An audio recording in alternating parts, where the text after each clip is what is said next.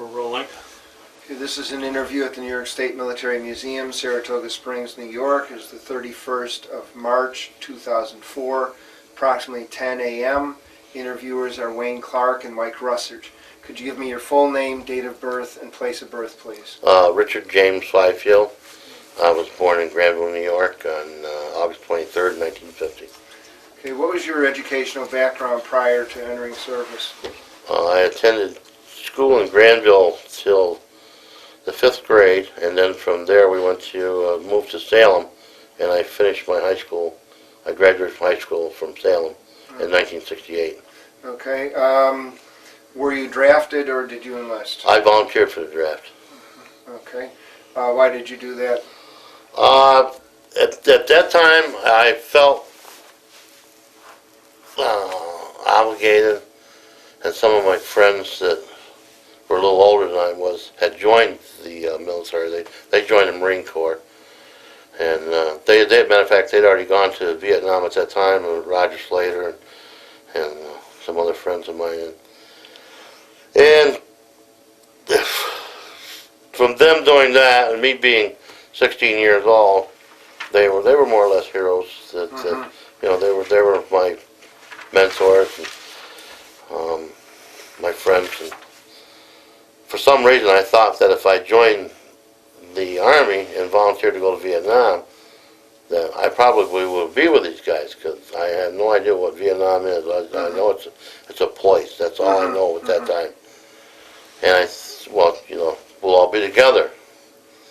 And that's why I volunteered for the draft. Okay. Where did you go for your basic training? Fort Dix. How long were you there? Let's see, we were at Fort Dix about 10 weeks, and I did well with the basic training. And that was another thing. We were very poor people in my family, and got to Fort Dix. They gave me all these new clothes, and it was kind of funny when we were going through the line, and it was a little on the large side, and the guy said, "Don't even worry about it. They'll fit when we get done." So we just kept on going.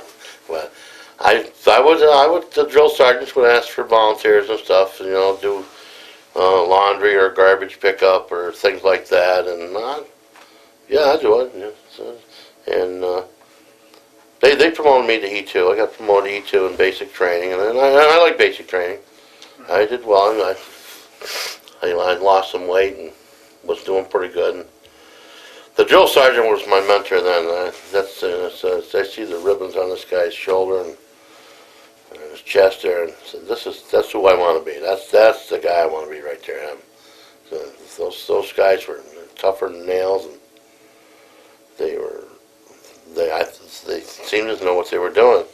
But even at that time, they were training us for Vietnam. They were training us, you know, war tactics that later on I didn't know. But later on, when we started to go to Aviation training, and then even then when we got to Benoit, when the Special Forces guys were training us in Benoit, these drill sergeants, that's the same thing these drill sergeants were doing in basic training, so they knew something ahead of time. They were getting us ready. Had they been in Vietnam? Yes. Okay. Yes, they're all had the CIB badges, and you know, 1st Cav and 4th Maricel Division and all that. They're all Airborne qualified. But the information they gave us was good. And it doesn't seem like it's useful, but once you get to Vietnam, everything is useful. Everything that somebody has told you for the past 5 months means something. Okay, now you ended up in an aviation unit. How did you get into that? I don't know. It must have been through my scores to get in. Because as soon as I left Fort Dix, they sent us right to Virginia down for aviation training. Whereabouts in Virginia was that? Fort Eustis. When was that? Let's see. Would have been about May Of 68? of 69. 69. Yeah, it was about May. We're down there May until maybe the 3rd week of July. Now, had you ever been away from your family up until this point? No. Did you get homesick at all? Or Yeah, maybe some, but was there anyone in your unit at all that you knew? no. How'd you keep in contact with those at home? I wrote letters. Letters? Yep. Okay. Wrote letters. No, the other guys that I knew that went in the service with me from Greenwich, wherever, when we were inducted, they ended up all going to Korea. Mhm. They did the banana helicopters, but they were in aviation units too, but they did those big banana boats there in Korea. And I think a couple went to Germany.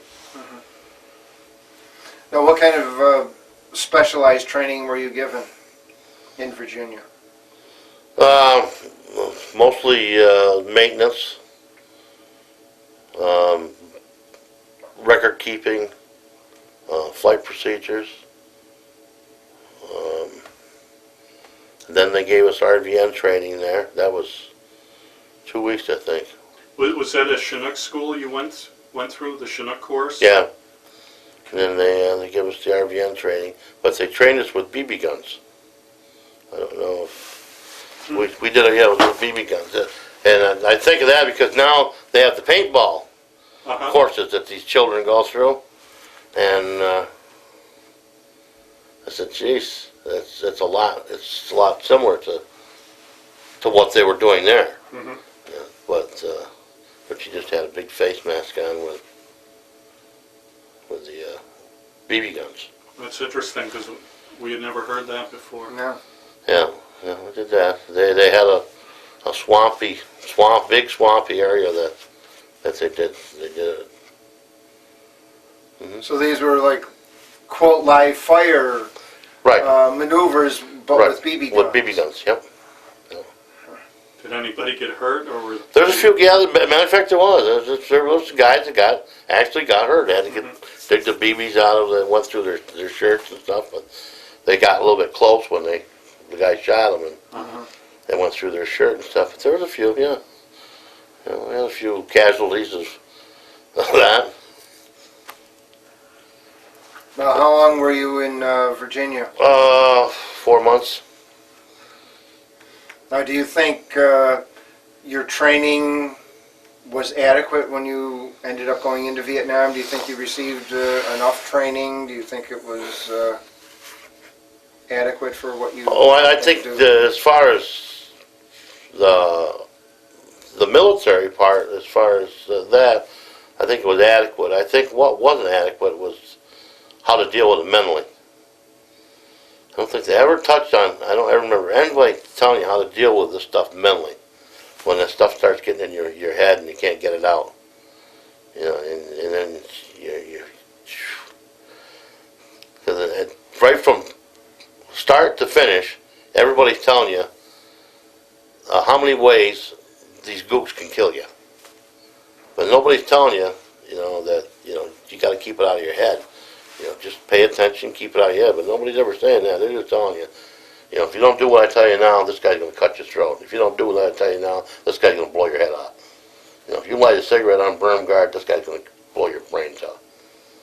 When did you arrive in Vietnam?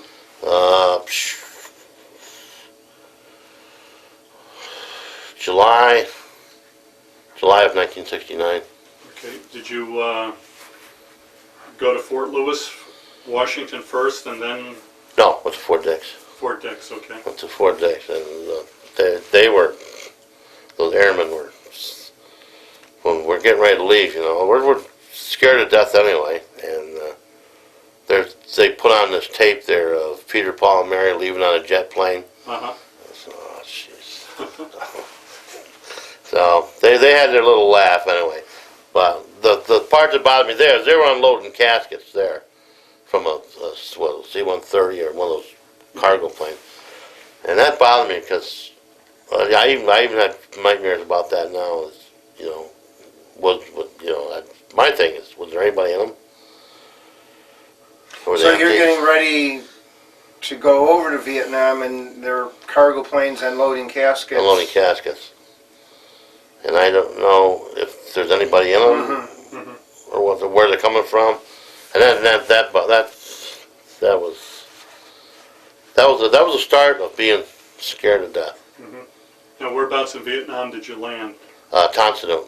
Okay. Landed Tonsillo. Was it a direct flight from Dix, or No. what were your stops? We left Fort Dix. We went to Anchorage, Alaska, and the guy that was in charge of the plane, I don't know who he was now, but they allowed us to get off the plane and go into the bar and have a few drinks. And I remember the beer was $5 a bottle. Well, we couldn't buy it fast enough, and so we were there, I don't know, about an hour, I guess. They must have refueled the plane there. We were there about an hour, and then we flew from there right directly to Tonsillo. But when we were over the South China Sea, just getting ready to come into Tonsillo, the stewardess came around and said that we're entering a hostile fire area. What the hell is a hostile fire area? So then she's explaining, if we get shot down, this is what you're doing. This is, and everybody's, for the last 3 months, all you've heard is people telling you how many ways you're going to get killed. And it starts to work on you, especially after your plane sets down and you get off, and now this is it. You're here. Now, they've already been told, everybody's telling you for 3 months now that anybody you see is going to kill you. So we go through, get onto a bus, and we have to go to a reception area somewhere over another base, and they're driving through the little bitty towns there, the little villages, and they shut the lights off. So, oh, jeez, and you can see the flashes off on the hillsides where I would guess artillery rounds are being shot. And these people are sitting outside of their hooches and watching you go by, and it's, you figure everybody, one of these guys got a gun. They got to have a gun. Everybody's got to have a gun, except us. We ain't got one. They haven't given us one yet. All we got's a toothbrush. So we went to the reception area. What was that at Benoit, or was that still at Tonsillo? No, I think that was at Benoit, the Okay. reception area. Because when over there was a bunch of special forces guys running that. But I thought, these guys are going to be okay. These guys are, once you hear the special forces guys are going to take care of you. And the first thing they tell you, look, this is what you got to do, or you're going to get killed. And everybody's telling you, you're going to get killed. This is going to happen. You're dying. But at that part, I think they could have handled that a little differently. And instead of scaring the shit out of you, I don't think that did me a lot of good, other than the fact that I figured everybody was trying to kill me. So then they sent us to our different units, and then when they called my name and it said 101st Airborne, I said, oh, you got to be kidding me. I wouldn't even jump off a stool. What the hell's going on? So, away I go. And I get with the unit there, and I meet two friends of mine that I used to go deer hunting with. They're in an infantry with the 101st. So we chummed around there for a little bit anyway, until we waited for the sergeant to come and get us at the reception area for the 101st. And then he takes us up to where they got a hooch. It's right next to a radar station there at the base. So the first night was okay. It was just everybody's kind of tense and everything, and just kind of sitting around. And the next day they didn't do much of anything. The sergeant came around and explained what training that we would be doing for the next few days, and just to relax and shave and get cleaned up. And so we did. And then that night they hit us with rockets that night. Oh, jeez. Man, I was so scared. That's the scariest I've ever been. They just kept lobbing those things in, and oh, man, just keep on coming. And I'm thinking, Jesus Christ, this is an air base. Why the hell did they send those planes up there and find those guys shooting these rockets at it? But, of course, they don't put the planes in the air when the rockets are in the air. They don't want them getting shot down. So we got to wait it out, and I'm scared right to death. The sergeant never comes and gets us. And then all the while, we're in there, in their bunker maybe at least 3 hours. 3 hours or more. It seemed like it forever. He never came till daylight came. And then, of course, we're all scared, and he's making fun of us.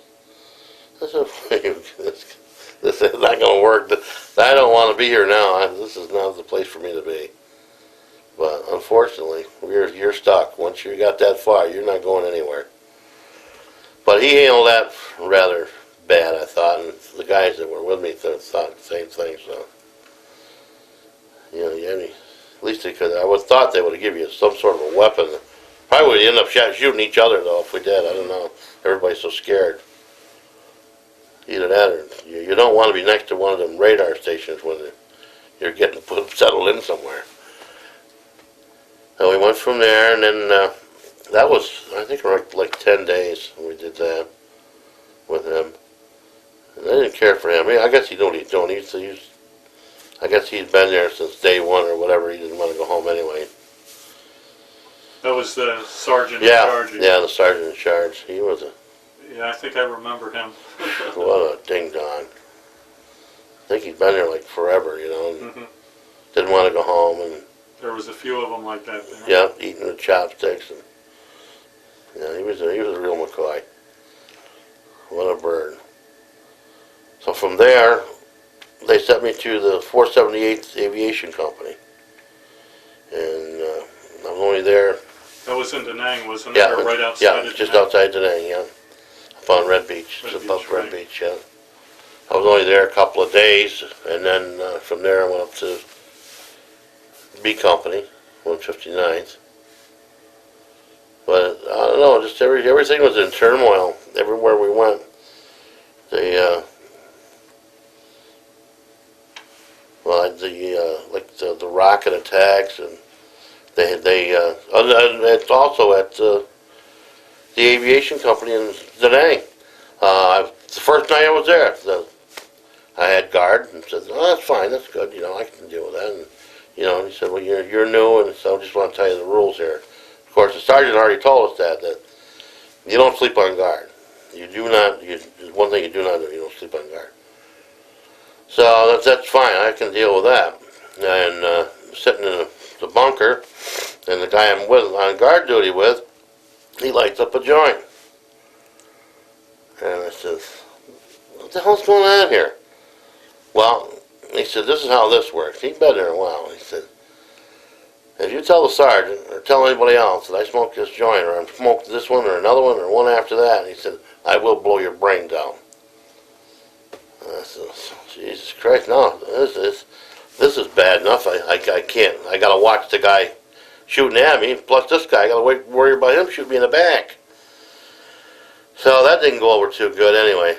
But I was glad to leave there anyway. And then, but that always stuck in the back of my mind too. I didn't like the guys that were doing the drugs. Not when they put your life in danger. Now, was that prevalent when you were there? I think so, yeah. It wasn't B Company. I think it was prevalent. I think a lot of guys smoked pot. I don't know about anything else, but I know marijuana was a problem. But I think for the most part, there's only just a few that didn't handle it. I think most of the guys that smoked pot they still did their normal daily activities, and I don't think it was a problem. The problem was the ones that were really hammered on it and stayed hammered. They would be walking around in a trance all the time. They started getting rockets and stuff in the night, and these guys are, "Wow, man, wow, yeah." I said, "Then go get him." Yeah, I'll get him in the morning. He'll be there wherever the pieces are, piece them back together. So what was your life like with B Company? What was your daily routine? Well, when I first went in, I wanted to get into the flight platoon, and we had, I don't remember who it was now, who the commander was then. It was McIntosh. It might have been McIntosh. There was Major Bowles. No. Then it was McIntosh. McIntosh then. But he said they didn't have enough room right then, so that's fine. And he asked me if I wanted to get into maintenance, and I did maintenance. I was doing maintenance with George Volker and George Volker's crew. George was really good, and I liked working with George. And then Sergeant Rutroff. I don't know if you remember Sergeant Rutroff. Sergeant Rutroff was in tech supply, and him and McPherson. And McPherson went home, and then Sergeant Rutroff had to go home. He was getting divorced from his family, so Major McIntosh said, geez, he said, would you do me a favor? I said, what's that? He said, we need somebody to run tech supply. He said, that's an E-7 slab, but, you know, Sergeant Rutroff is coming back. Would you do that for us? I said, well, that's fine, but, you know, I still want to fly when I can get a chance, and that's fine. And so we did that, and that's how I ended up running tech supply. And then just flying on weekends when I could get a flight. And then when I got in trouble with Captain Warren, his punishment, one of his punishments was he wouldn't let me help the guys out and fly no more, and so that's all right, good. You know, that's the way you want to be, that's fine. He wouldn't do anything but hurting the other guys. Right. But When you were flying as a door gunner. yeah. Yeah, I flew with Jimmy Doherty. Oh yeah. Yeah. Yeah. But I liked doing what I was doing, and I just felt that, you know, whatever they asked me to do, I did it. I did the best I could do. And I liked tech supply, getting the parts for the wheeling and dealing. That was fun, wheeling and dealing with those guys. And I have to go down to A Company. They had all the stuff. I don't know why. I think it's because they were on the beach. Since they got the first that came off the ships, and I think. But they always, whatever you needed, you usually had it.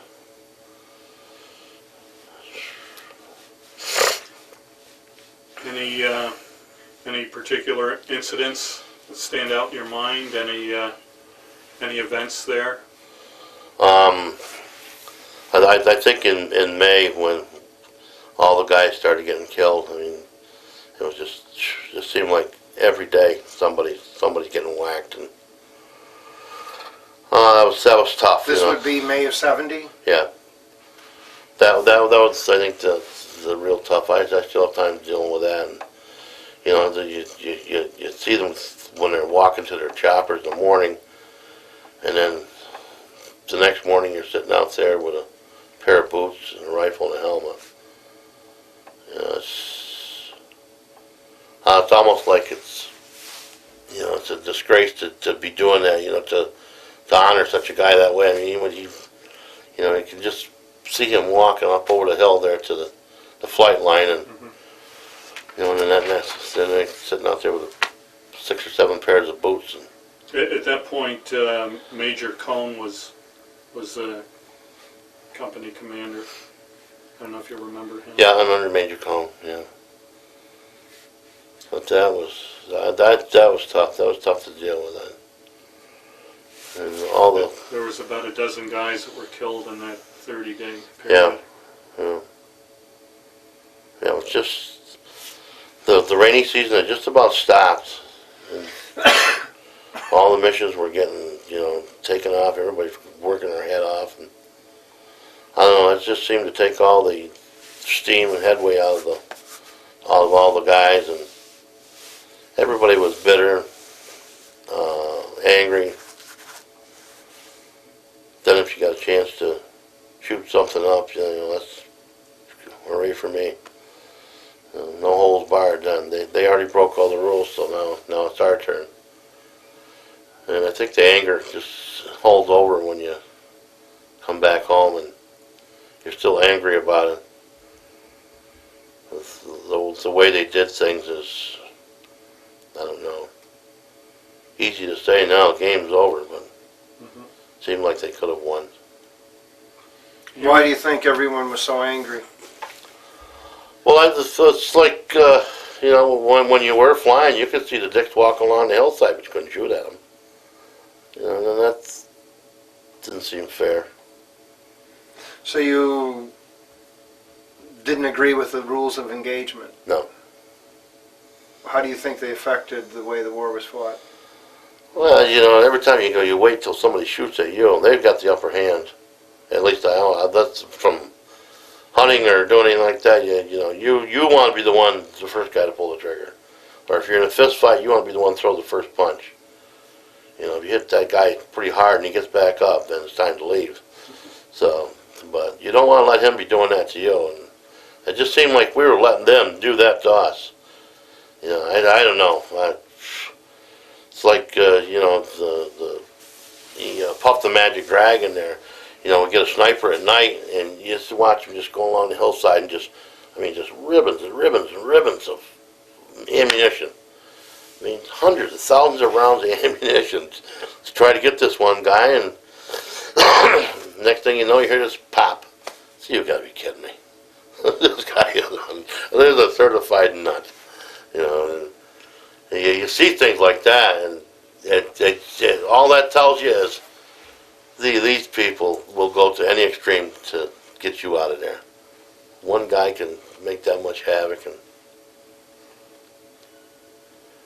but I think the camaraderie was good. And I thought it dropped off a lot when nobody wanted to be friends anymore after all the guys got killed and were afraid to get close to anybody again. Just the tightness. Everybody just went about their business and just kept their head right straight forward, and it wasn't the same. What were racial relations like within the unit? Was there ever any tension between the blacks and the whites in your units? I don't think so. No. The guys we had, the colored people we have in our unit, I thought were excellent. They were all good guys. There were guys from other units that used to come around and trying to incite these guys and fire them up, but they would just change them, and they would just tell them, you know, like we had, you remember Jimmy Braxton? Jimmy Braxton was my friend, and Jimmy said, well, you guys, this is why you call you niggers, is what you're doing right now. So I said, get away from me. I don't want to be included in that group. And he wasn't. He was a very nice man. And I don't think we had a problem with that. I don't think at all. We had a couple of. It seemed like our way. In fact, our first sergeant was black, Adams. Adams, yeah. He was a nice guy too. He was a nice man. Yeah, it was Adams, and then. Or Sergeant Statesman, was he there? Sergeant Statesman, yeah, he was in the maintenance. Yeah, yeah, great big guy. Yeah. But they were the black guys were good. There was a few that came, but they came from somewhere else. I don't know if they came over from 5th Trans or where they came from. There were a few potheads. Yeah, they were dope smokers. Yeah. I don't know where they came from though. And the Pathfinders from up above us there, they tended to be a problem with drugs too. They were heavy into the drugs up there. I think it's like the night that they touched off the Cobra pad up there when they hit the Cobra pad with rockets, their ammunition dump. Whoa. Man, it was just raining shrapnel everywhere. There was nowhere to go. It sounded just like somebody dropping nails on you. That went on for 4 or 5 hours, just the ammunition going off. Couldn't get near it. Yeah, it sounded like it was raining nails. Do you remember the flood in the company area? Yeah, that's where I lost all my pictures of my grandmother. I lost everything I owned in that flood. Water raised like 30 feet overnight. Yeah, we had to take a lifeline from one hill to the other to get out of there. Yeah, lost the whole shooting match. Anything that lost all my clothes, lost my shoes. Yeah. Was this during the monsoon season? Yeah. I've never seen it rain. I've never seen it rain like that since. What happened? There was a bridge up above our area, and it got washed down, and it butted up against. Remember that bridge that the road passed over right next to the company area? I guess the remainder of that bridge butted up against the one bridge, and it created like a dam, and the water just rose and just flooded the whole area. I've never seen that much water in my life. And we had, what, 12-foot hooches that just immediately went underwater. Yeah, I know they, some of the mascots, some of the dogs, I guess one of the dogs had a litter of pups and they were all drowned. Yeah, well, with 3 toes and then the pig. Gork. Gork the pig. They cut Gork loose so he wouldn't drown. Yeah, we had a huge pig as a mascot. The thing must have weighed over 300 pounds. Oh God, he was enormous. Yeah. And the 3 toes, the dog. Yeah. Yeah, he was our company mascot. Yeah, the rainy season over there. I don't think the heat was as bad as the rainy season, actually. The rainy season was unbelievable. Just rain and rain and rain, day in and day out. You never dried out, you were No, always wet. no, that's, my feet are screwed up now. Nobody had nothing dry on. It would actually rain so hard that it would soak right through your poncho liners and all that. Then at guard, I remember they had that Captain Warren there. What a screwball he was. He wanted us sitting outside on the bunkers. You had your windows in your bunkers. Wanted us sitting on top of the bunkers in the rainy season. Well, we did while he was there, but I said, if this guy's goofy enough, come back and check on us every 15 minutes. We'll be there, but I ain't sitting out in that rain. But I figured that would be the one time that they would try to get through the wire. It's during that time, because you couldn't see from here to that wall.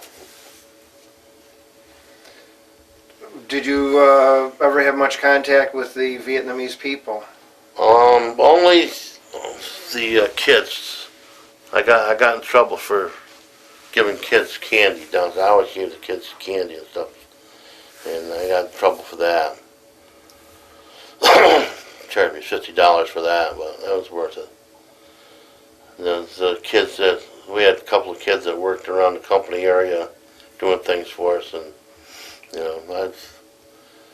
we would give them candy and whatever, treats and things like that, soda. But that's really the only. Well, we went to a Vietnamese wedding. Me and Joe Merkling down in Hawaii. We had to sneak down there, but we went to that. But that was really nice. How did you were you invited to that? Yeah. We actually. How did you get invited to that? The girl that worked at the I think it's 5th Trans's EM club. She got married. She invited us.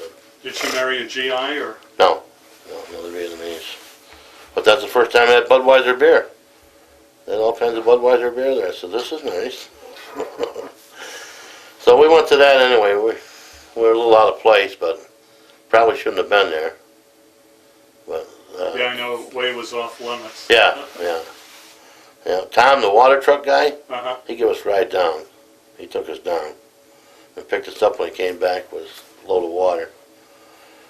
That's all right. But that was nice. That was interesting. The church was beautiful. That's one thing I do remember. The church was beautiful. And we had lobster. I don't know. I don't remember if it was cooked or not. I don't know. That was the first time I had lobster. It was dead or alive. But I don't remember that part. Yeah, Way was off limits. Technically, I guess all the villages were off limits. Yeah, we Supposed couldn't. to be there. We couldn't go down. We used to do our patrols and go down through the bills and stuff down there. And it's like, especially after the guys got killed, they started losing more and more guys, and going through the Ville, and then, see them sitting out there by their little hutches or working in the rice paddy. You want to shoot them. You really do. You're so bitter. You want to shoot them, and chances are they're probably pretty good people, but just that's what happens to you. Then they send you home. When did you leave? August 20th or something like that, 15th, 20th. Were you there for the move to Phu Bai, or was No, that was just that must have been just after I left. Okay. I know you said that they moved the company down there and then they just ransacked the whole base. Yeah, I was only in Phu Bai for, I think, about a month or so, and then I went Yeah. home. Did they move to Phu Bai down where A company was down there? They were, yeah, actually we were down a few hundred yards from them. Yeah. Actually, I think we were close, yeah. I forget if it was A or C company we were closer to. I think it was C company. That must have been just after I left. But things were very confusing. When I even got ready to leave, it was very, very confusing there. You could see they were in 1970, they were getting ready to give everything back to them then. Mm-hmm. They were, I don't know if it was political or whatever, but you could see that there's no way that they wanted to win the war. They were happy to leave it just the way it was and get out. But I think the officers that we had and the personnel that we had were well capable of fighting a good enough fight to win that. They were excellent, every one of them. Who do you blame for not winning? Political? Political, leaders? yeah, it was absolutely political, yeah. And there's no way you can fight a war 30,000 miles away. No, if they let their guys do their job that they were trained to do, they could have won that war. They didn't.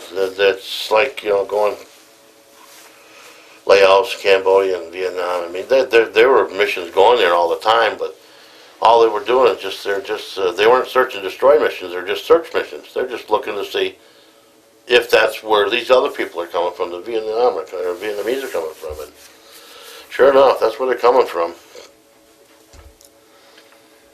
But Were you, did you have any incidents on the way home with anti-war demonstrators? No, what did happen is we flew back into, in Cameron Bay. I stopped in Cameron Bay. I know that's where I left to come home out of Cameron Bay. There 2 nights. The second night, of course, I was drinking more than I should have been. But I got robbed. 3 GIs robbed me. They took, I don't know, a couple $100, I guess. They took it.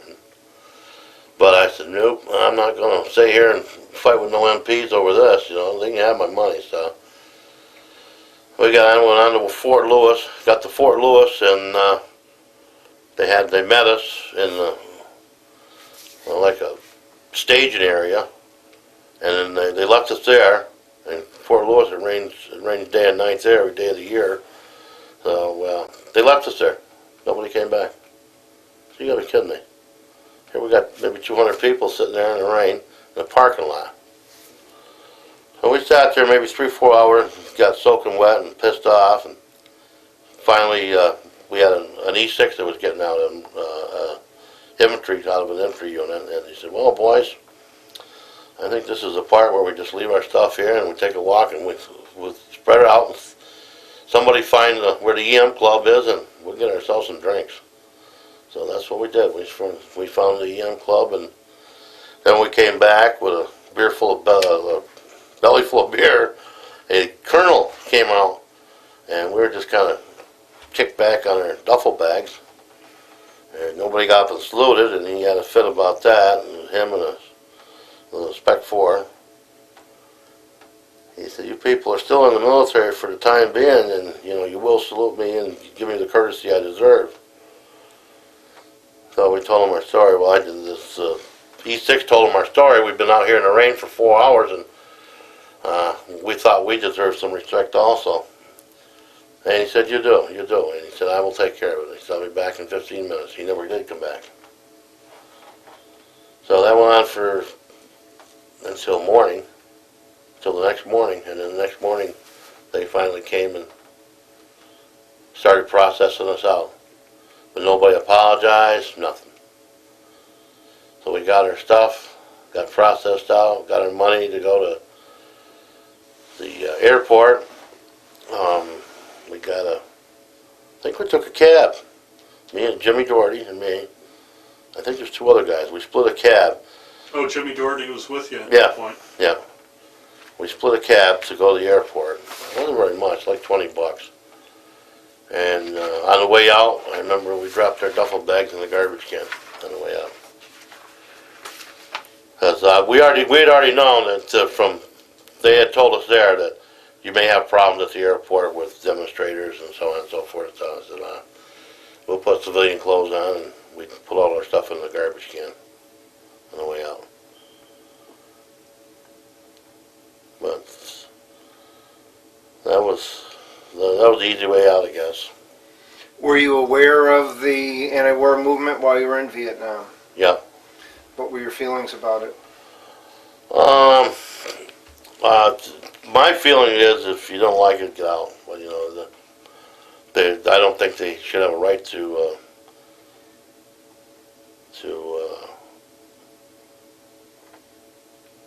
protest against the soldiers that are already there.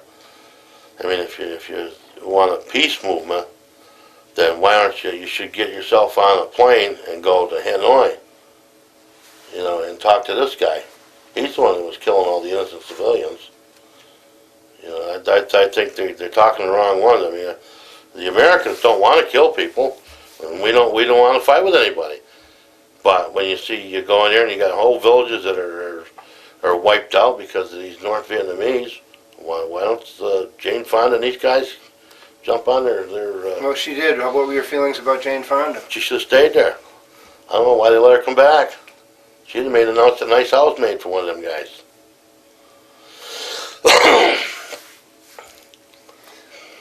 Did you join any veterans organizations after you Mm-hmm. I joined the Legion, American Legion. were active member? Yeah. Did you ever stay in contact with anyone that served with you? Yeah, Roger, Trembly. Where is he? He's in Rhode Island. And you mentioned Richard Bond. Dick Bond, yeah, I talked to Dick Bond a few times. What about Jimmy Doherty? Have you- No, I lost his address and I never could find him.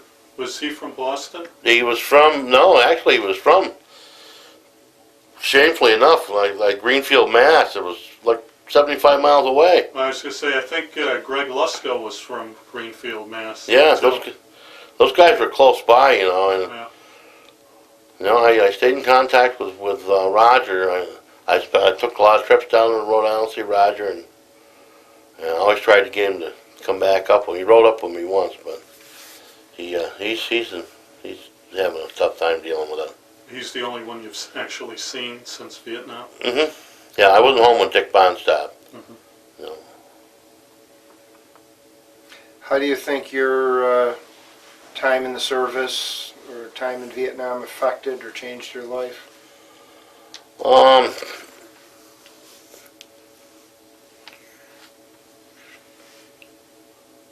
I think it changed my life to a point where I was irresponsible. I didn't care. It's, when I was in school, I was a decent student. I was a good student, and always wanted to be a school teacher. And I think being in the service got me away from that. I got I don't know if it's if I'm feeling sorry for myself when I came home from Vietnam. I don't know what it was, but it was a problem. I would have to be away from people.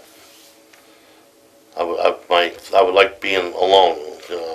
I would go up on back roads and sit there at night and to be by myself. And my wife has got me away from doing that. I'm back to where I can be a member of society, I guess. Now, when did you get married? 1972.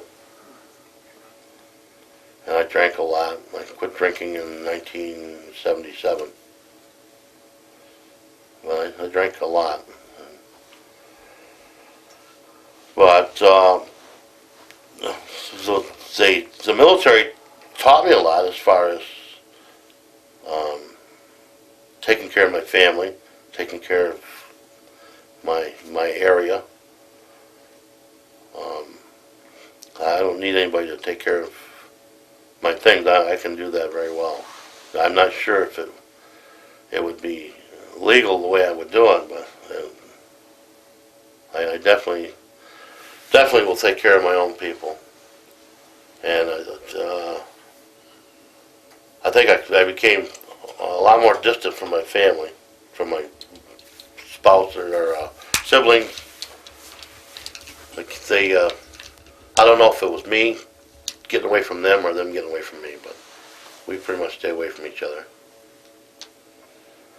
But I'm happy with just my little piece of the pie.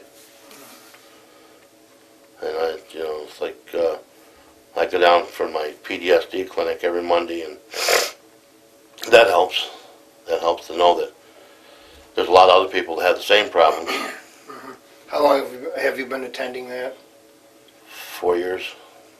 I go every Monday. Yeah, I had a tough time dealing with it before that. Do you think that helps you? Yes. Yes, the therapist is very good. My doctor is very good, and our group, the guys in the group, are very good.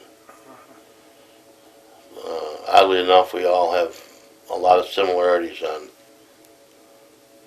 our daily routines, and what bothers us. They all seem to have the same family problems that I have. But it's hard to deal with sometimes. Okay, well, thank you very much for your interview. Thank you, Rich. Thank you. You could think of the worst place you can think of, and that would be a palace compared to where we're living. Mm-hmm. You know. Do you remember some of the other characters or people around the company area? Oh yeah. Like old Weber there. Weber, he was a beauty. But there were some guys around there. I look at the books every now and then. It was a time in your life when everybody meant everything to each other. Mm-hmm. And that's like I told my wife, it's a shame that my family can't be like that. Mm-hmm. But there were some characters. There were some definitely characters. Yeah, I wasn't sure if you would have remembered me or not. Yeah, I remembered you. Yeah, most of them. Your voice hasn't changed at all. Uh-huh. Do you ever read much about Vietnam, or Not a lot. I read some. do you ever watch any? Have you ever watched any of the movies? Some of them, yeah. Which do you think would be the best you've seen? I don't know. I guess for an officer, I would have to say We Were Soldiers. I thought that guy was, and I know there was officers like that. First one down, last one off, and you get officers like that, and you definitely, I mean, you'll stay there with them no matter what. You would, and that's what he had. He had a band of guys that, but he would do it for them too. But that's about, I don't know, you got to stay away from Rambo and things like that. That's kind of far-fetched, but there are not too many of them. There's not many that are. I read the Vietnam magazine there once in a while. They had some good stories in there. Some heroism stories. Okay. All right, thanks, Rich. It's interesting.